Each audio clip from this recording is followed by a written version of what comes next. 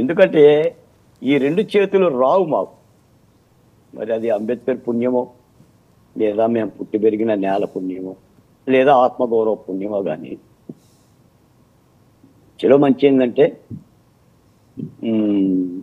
సరే బాబు గారు ఇప్పుడు బాబు గారు అనేది ఒక సీనియర్ నాయకుడు, ఒక ముఖ్యమంత్రి, ఆ స్థాయి కలిగిన వ్యక్తి ఏ మాట చెప్పినా కూడా గౌరవప్రదంగానే ఉంటుంది. కానీ దాన్ని ఖచ్చితంగా ఆచరిస్తారా, వీళ్ళందరూ పాటిస్తారా, తహిమా నాయకులకు కూడా ఆ గౌరవం దొక్కుతుందా, అలా చూస్తారనేది చూడాలి.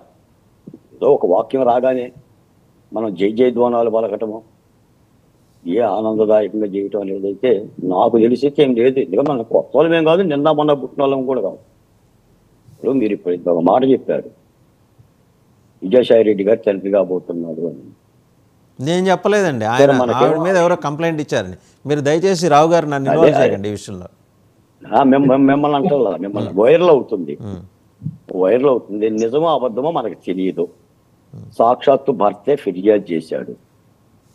మరి రాజకీయ నాయకులే కదా, ఒక రాజ్యసభ సభ్యుడే కదా, ఒక గౌరవప్రదమైన వ్యక్తే కదా, ఆయనకే సాష్టాంగ నమస్కారాలు పెట్టారు కదా. అంటే రాజకీయాల్లో ఉన్న మలినతనం, ఇంకా పరిశుద్ధాత్మ లేదండి రాజకీయాలు. అసలు రాజకీయాల్లో పరిణతి కావాలి, రాజకీయాల్లో స్వచ్ఛమైన పాలదనం కావాలి, ఏదా కమ్మదనం. అది లేకపోవటం మూలనే ఇలాంటివన్నీ వస్తుంటాయి.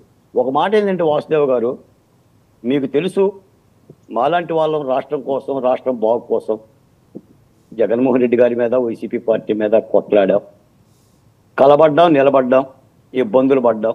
అది అమరావతి కోసమో, విశాఖ ఉక్కు కోసమో, లేదా మా దళితుల మీద జరిగే దాష్టీకాల కోసమో. వెరస ఏమైందంటే పాత ప్రభుత్వం పోయింది, కొత్త ప్రభుత్వం వచ్చింది. కానీ కొత్త ప్రభుత్వం సర్కిల్లో మేము లేవు, సర్కిల్ బయట మేమున్నాం. ఇప్పటికీ నాకు ఎన్నో ఫోన్లు, వాట్సాప్ మెసేజ్లు, పలానా దళితుల మీద ఇలా దాడి జరిగింది బాలపట్టిలో, మీరు మాట్లాడాలి, నా భూమి కబ్జా అయ్యింది, మీరు మాట్లాడాలి, గత ప్రభుత్వంలో జరిగిన ద్రోహానికి ఎప్పటికీ నా న్యాయం జరగలేదు, మీరు మాట్లాడాలి అనేవి చాలా వస్తున్నాయి. ఇవన్నీ నేను అబద్ధాలని నేను చెప్పను, ఇవన్నీ అబద్ధాలని చెప్పను. 30 రోజుల్లో ఆంధ్రప్రదేశ్ రామరాజ్యం అయిపోయిందని కూడా నేను చెప్పను. తప్పులు జరుగుతుంది పరిపాలనలో, ఆ తప్పులను సరిదిద్దుకునే విధంగా ఉండగలగాలి. ఎందుకంటే చాలా కోరికలతో, చాలా ఆశలతో దిగాలు పడ్డ ఈ రాష్ట్రంలో మళ్ళీ తలెత్తుకొని జీవిద్దామని చెప్పేసి ఒక లక్ష్యంతో చేశాం. వెరసి ఒక ప్రమాదకరమైన పరిస్థితిని చేసి ఒడ్డును పడ్డాం. నిన్న కూడా ముఖ్యమంత్రి గారు ఒక మాట అన్నారు, చంద్రబాబు నాయుడు గారు. నేను చంద్రబాబు నాయుడు గారి మాటలు నేను తప్పు పట్టుకొస్తాను, ఎందుకంటే ఇది డిబేట్ కాబట్టి, భావ ప్రకటన స్వేచ్ఛ ఉంది కాబట్టి, మీ అభిప్రాయం నా అభిప్రాయం ఏకాభిప్రాయం అవ్వాల్సిన రూల్ ఏం లేదు. లక్ష్మణరావు ఉంది, ఆయన అభిప్రాయం ఆయన చెప్తారు, ఆయన అభిప్రాయం నా అభిప్రాయం అవ్వాల్సిన రూల్ ఏం లేదు, నా అభిప్రాయం వైసీపీ అభిప్రాయం అవ్వాల్సిన రూల్ ఏం లేదు. చంద్రబాబు నాయుడు గారు చెప్పారు, హరే కృష్ణ హరే రామ అనుకుంటూ కూర్చుంటే నేరాలు తగ్గుతాయని. తగ్గుతాయా? గొలలో ప్రార్థన చేస్తే ఇప్పుడు భగవంతుని హరే రామ హరే కృష్ణ తగ్గే లెక్క అయితే మేము ఉద్యమాలు చేసేవాళ్ళం కాదు, కూర్చొని జగన్మోహన్ రెడ్డి గారి మీద కూడా హరే రామ హరే కృష్ణ అనేవాళ్ళు. ఏంటి బాలకోటే గారు ఏంటి ఈరోజు పుట్టిగా ఫైర్ మీద ఉన్నారు? ఫైర్ ఏముంది సార్, ఇప్పుడు సత్యకామ జాబాలిగా మాట్లాడటమే ఫైర్ అయితే చేయగలిగింది ఏమి లేదు.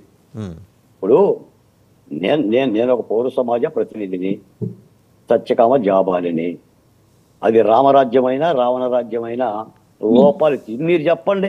హరే రామ హరే కృష్ణ అంటే ప్రశ్నించే తత్వం. మొన్నటిదాకా ఏం చెప్పాం, ప్రజలు ప్రశ్నించాలి, ప్రజలు చైతన్యవంతంగా పోరాడాలి. లక్ష్మణరావు గారు దయచేసి మీరు మ్యూట్ లో ఉండండి. లక్ష్మణరావు గారు మీరు మ్యూట్ లో ఉండండి, దయచేసి మ్యూట్ లో ఉండండి. బాలకోటే గారు మీరు మాట్లాడండి. కాదు, అందరూ రోడ్డు మీదకి రావాలి, అందరూ చైతన్యవంతంగా ప్రశ్నించాలి, ప్రశ్నించడమే రాజకీయ పార్టీ అని నినాదం చేశాము.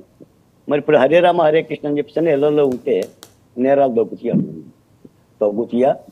మా డాక్టర్ సుధాకర్ని వేధించిన వాళ్ళని అరెస్ట్ చేస్తారా? నేను ఉంటా ఇంట్లోనే కూర్చొని హరే రామ హరే కృష్ణ అంట.